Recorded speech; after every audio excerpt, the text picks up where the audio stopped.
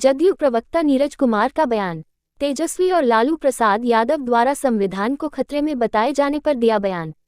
लालू प्रसाद यादव को संविधान खतरा में जरूर लगेगा, क्योंकि संविधान ने ही उन्हें सजा दिया है। ईडी और सीबीआई की कार्रवाई से लालू प्रसाद यादव परेशान है, इसलिए खतरा जरूर लगेगा।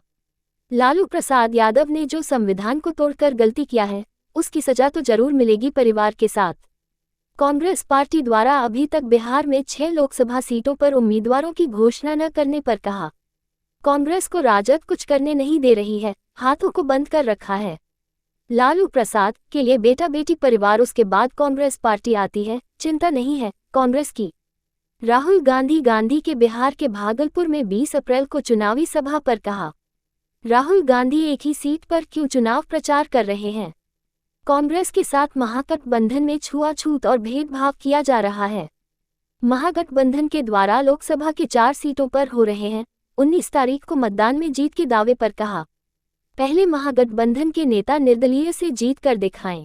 महागठबंधन के नेता ही महागठबंधन के प्रत्याशियों के विरोध में चुनावी मैदान में आ चुके हैं।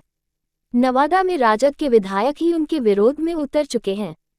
एनडीए को जनता वोट देकर विजयी बनाएगी। एमए न्यूज लाइव के लिए नीरज कुमार की विशेष रिपोर्ट पटना से। स्वाभाविक है माननीय लालू प्रसाद जी, आपको तो खतरा नजर आएगा, क्योंकि डॉक्टर भीमराव अंबेडकर जो संविधान निर्माता थे, उनको केंद्र सरकार ने भारत रत्न दिया। खतरा तो आपको लगेगा, इसलिए कि आप सजा याफ्ता हुए संविधान के न्यायपालिका के तहत। खतरा तो स्वाभाविक आपको नजर आएगा कि आपके दल में पारिवारिक कुनबा लगातार बढ़ता जा रहा है, तो चुनाव लड़ रहे हैं ना संविधान के तहत ही। आपको तो खतरा नजर आएगा। ईडी और सीबीआई की कार्रवाई से आप परेशान हैं, क्योंकि नौकरी के नाम पर जो संपत्ति लिया है, वहां अनाथालय बनाने के लिए राजनीतिक अभियान चल रहा है, लेकिन न्यायपालिका उस पर विचारण कर रही है कि नौकरी के नाम पर यह जमीन लेने का कुकृत्य किसने किया है। तो संविधान तो इस देश की आत्मा है, और उस देश की आत्मा पर राजनीति के माध्यम से आपने चोट किया है। उस चोट का इलाज तो संविधान ही करता है।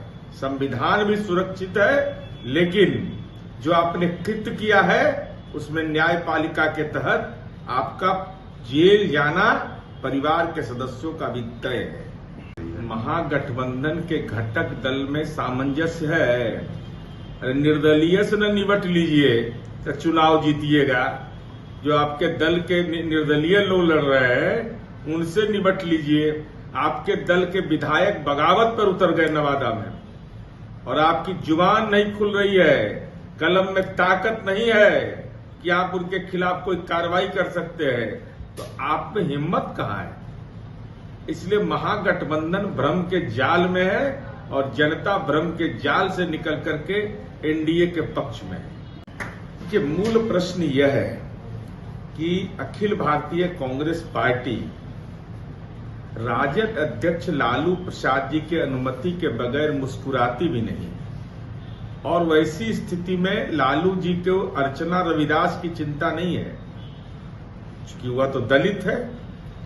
अभय कुशवाहा की चिंता नहीं है, वो कुशवाहा समुदाय के हैं। उनको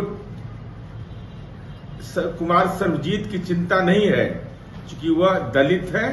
उनको चिंता है रोहिणी आचार्य की।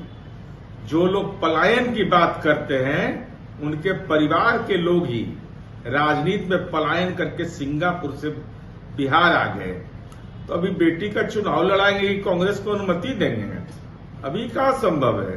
पहले बेटी बेटा, तब चुनाव, तब कांग्रेस पार्टी। इसलिए कांग्रेस पार्टी बगैर अनुमति के यह काम कर नहीं सकता है। लालू जी के पास परिवार को छोड़ करके अभी समय नहीं है।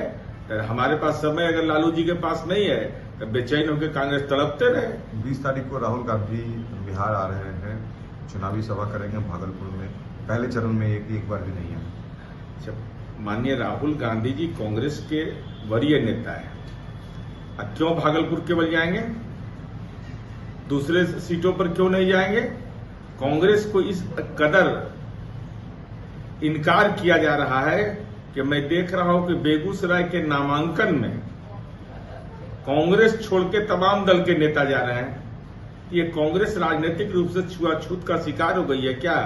अगर हो गई है तो हम उम्मीद करते हैं कि कांग्रेस राजनीतिक रूप से खोने के लिए क्या आपके पास बचा हुआ है, बदला ले लीजिए।